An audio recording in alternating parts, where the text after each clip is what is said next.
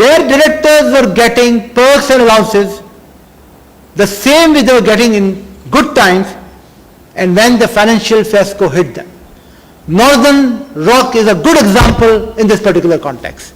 And since it has been published, I don't feel shy to name it. The directors' perks and allowances continue to be the same, despite the fact that the banks are going to the dogs. So, we are not being very instructive here, कि भाई इतने रखें आप, इससे ज़्यादा ना जाएं, कम ना हो. We are leaving it to the best judgment and consideration and fairness of the board. And obviously, we take them to be responsible, respectable people. They should behave in a responsible manner.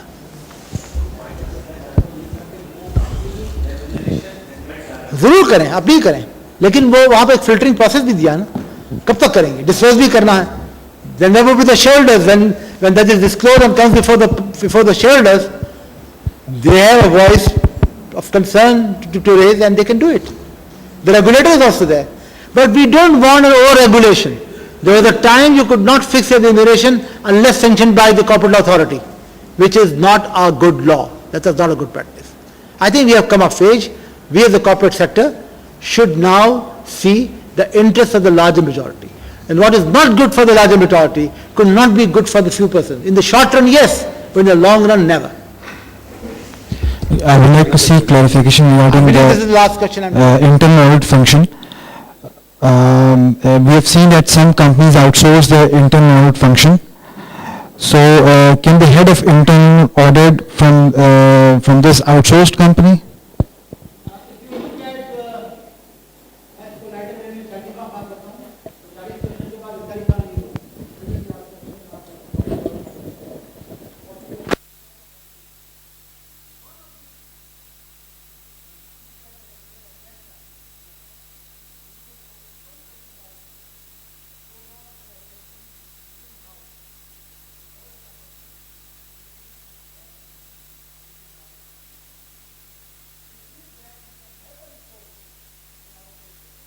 But there has to be a person who should be held to be responsible for the internal audit function.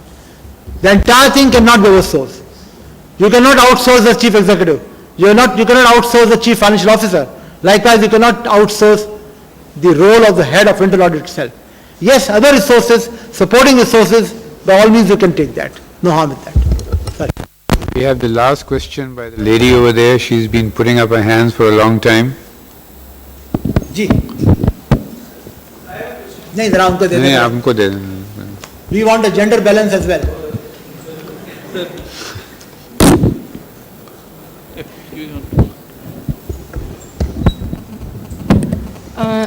A question just came to my mind from what this guy was saying here. कि you said कि जो court के अंदर you don't want to be so prescriptive or instructive, right? But now, and you're saying कि leaving it to the board, कि वो to the best of their, thinking, कि what is in the best interest, they're doing it. But I was just thinking कि court के अंदर, if you're not prescribing, it's right that you shouldn't be over prescriptive, but at the same time, if you're leaving things to the best of one's knowledge, या फिर, whatever, so you're actually, leaving उसके लिए मतलब there are many फिर वही बच जाती है ना बात तो वही हो जाती है कि अपनी मर्जी से जो है people are deciding like मैं अभी recently I was looking at a company's accounts. It's a not-for-profit organization. I got it. Okay, the CEO, the company only has a CEO. Okay, the company is in major deficits and the CEO is earning 6 lakh per month, right? So I didn't understand. But the board is fully like aware, like good people, good big things and all. But I didn't understand the purpose of not-for-profit organization. CEO is so highly paid, and they're not doing anything. The company is not doing anything. So are you saying not-for-profit organization? Yes. I'm amazed that is happening because I think that even I was amazed. That's in itself is a violation of some of the other provisions of the law, because any NGO, any Section 42 company, any trust, any society is given this permission on the explicit understanding of the provision that there shall not be any pecuniary benefit drawn by anybody, apart from employees of the company. Now, if you have a hired chief executive, for instance, that does not infringe that particular one. But other than that, there cannot be any dividend return or any pecuniary benefit to other members. To the members. Okay, that is one thing. Number two, you see, we have a strange situation here, and we have a sort of a dilemma here.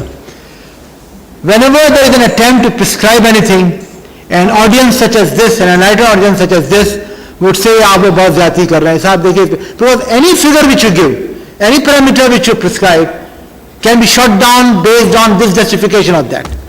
And if you do not give any parameter or benchmark, तो कहें साहब sky is the limit, फिर तो वो अपना, लेकिन don't forget one thing. Even today, many articles of association, especially of good companies, they do contain a provision whereby the remuneration has to be approved at the general meeting. Okay? There was a time when all the remuneration was to be approved, A, by the controller of capital issues, later on by the CLA, and together with the approval of the general body. In 1984, the law was, I would say, relaxed a bit. It said remuneration could be given to directors, okay, as may be provided in the articles, but by the board, or as may be approved in the general meeting. Now it is open for the company to decide. I think we should not so much suspect the integrity of everyone manning the board. There have been very good companies. No doubt some of the companies have very highly paid executives, but then we've got to see whether you are getting value for money out of those people or not, and whether the company's affairs justify that kind of emolument or not. No one rule, no one size fits all. You just can't do that. And we did not want to do that either in this particular case. We want the board's best judgment to prevail. Let them decide. Let it be sanctioned by the general body if the articles provide, and so on. And we don't want to bring in a regulator, mind it. In our context in Pakistan, we have seen whenever you give an undue discretion of power to the regulator, you may have good regulators, you may have not so good regulators, all fine. I'm reminded of our late mentor and friend, Mr. Tazal Hussain, and he used to almost argue कि भाई मेरे पास ये बात है, तो हमसे कहा करते थे मरहूम से कि आप आज बैठे हुए हैं, जब आप कल चले जाएंगे फिर क्या होगा? And there's a fact of life. You can't make a provision taking cognizance of an individual characteristics of integrity or otherwise of a particular person. You've got to see it generally.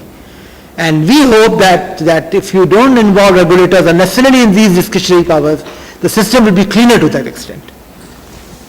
My question is that if one of the criteria for independent director is that person must not be holding more than 5% of shareholders.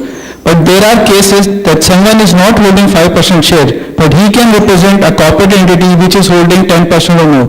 Or he can, by virtue of family shareholding, can represent more than 5% shareholding. How the task force is planning to recommend this issue, planning to handle this issue? You see, very, very simple. We are not forbidding such kind of companies or institutions or the persons representing it from being director. All we are saying is that that gentleman or lady would not come and be bracketed as independent director. He is not debarred from being a director. By all means he can come. Obviously, I mean, let's say in the case of multinationals, for instance, you may be holding 50, 60%, 70%. Right. At one time, well, today it can be held 100%. But even in the times of tight regime, I recall a very good pharmaceutical company no longer in existence, which was the highest non-resident held company to the extent of 78%. That was the only exception. After that, Gillette came in and they were not allowed more than 51%. From that time onward, the pendulum went the other direction. So, we are saying that you can't come on the board with that kind of shareholding. All we are saying is, please do come, but you would not have the attributes of an independent director. That's about all. Who will decide that? The board will determine that the person is directly involved in that company. Yes, obviously. Anybody who is seeking election will be filing a nomination, and based on the information that you would provide, obviously one would know that who is to be taken under what quota. तो ये तो मुश्किल बात नहीं है. Just one comment.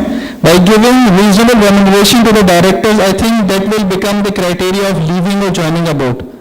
I think that the point was also Beg your taken. pardon? What did you say? By giving reasonable remuneration to non-executive or independent directors, I think that will become a criteria of independent persons to join a board or leave a board. I don't think that just by giving remuneration you will impair his independence. And that is why we have provided a caveat there, that in fixing the remuneration, please be mindful of the fact